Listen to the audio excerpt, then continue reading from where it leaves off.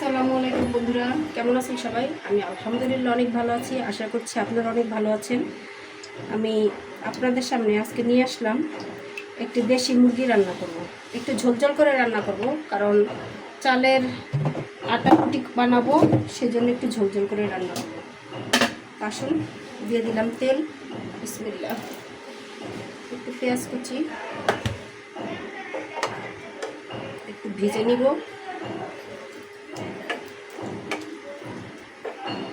আমি আজকে সব মশলা বেটে নিয়েছি, সব মশলা বাটা।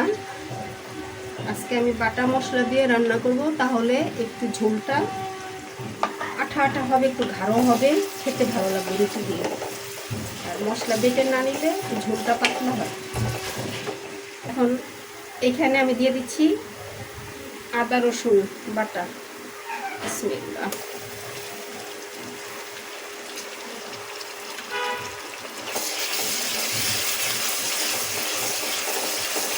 দিচ্ছি পেঁয়াজ বাটা।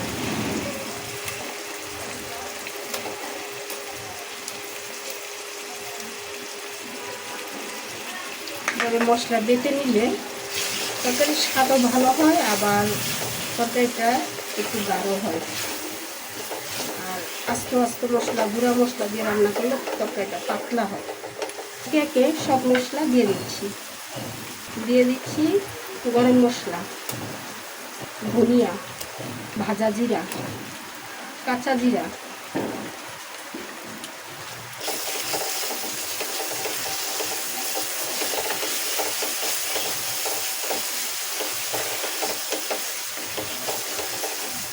মশলা ভাজা হয়ে গেছে। দিচ্ছি মশলা সিদ্ধ হওয়ার জন্য একটু পানি।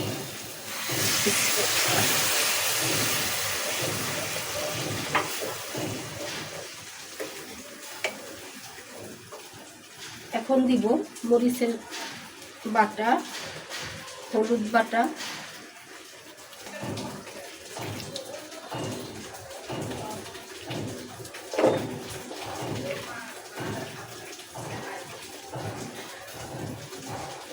এখন দিচ্ছি একটু বাদাম বাটা। এখানে আমি একটু বাদাম আর নারকেল বেটে নিয়েছি।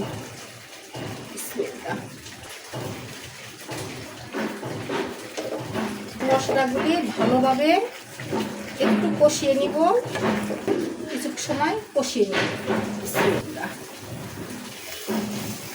কষানো হয়ে গেছে। আমি দিয়ে দিচ্ছি মুরগি।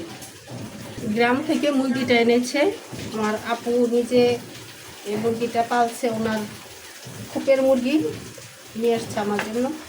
আমি এখানে চামড়া, মাথা, পা সব কিছু নিয়েছি। আর একটু আদা রসুন দিয়ে আগে মেরিনেট করে রেখেছিলাম, দিয়ে দিলাম মুরগি। আমার আপু একমাত্র আমাদের ভাই বোনদের মধ্যে গ্রামে থাকেন, তো উনি সবার জন্য হাঁস, মুরগি ওগুলি নিয়ে আসে। আমরাও আলহামদুলিল্লাহ খুব মজা করে খাই। আসছে কিছু সময় পরে। বিসমিল্লাহ। আমি কিন্তু লবণ দিছিলাম না, দিয়ে দিচ্ছি লবণ। বিসমিল্লাহ।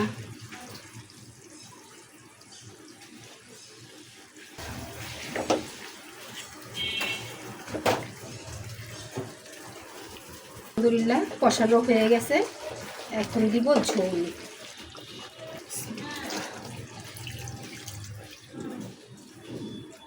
আমি একটু ঝোলটা বাড়িয়ে দিয়েছি, আগেই বলেছিলাম চালের রুটি বানাবো, এই জন্য একটু। কেউ কিছু মনে করবেন না, চুলাটা একদম পুরানো হয়ে গেছে, অনেক পুরানো এটা বাড়িওয়ালাদের চুলা। বিসমিল্লাহ। আমি জিরাও কিন্তু ভাজা জিরাটা গুঁড়ো করে দিয়েছিলাম। আমি সব বেটে দিয়েছিলাম, সব মশলাগুলো আমি আজকে বেটে দিয়েছি। রান্নাটা এখানেই শেষ করলাম। কেমন হলো রান্নাটা জানাবেন। আর সবাই ভালো থাকেন, সুস্থ থাকেন। আল্লাহ হাফেজ।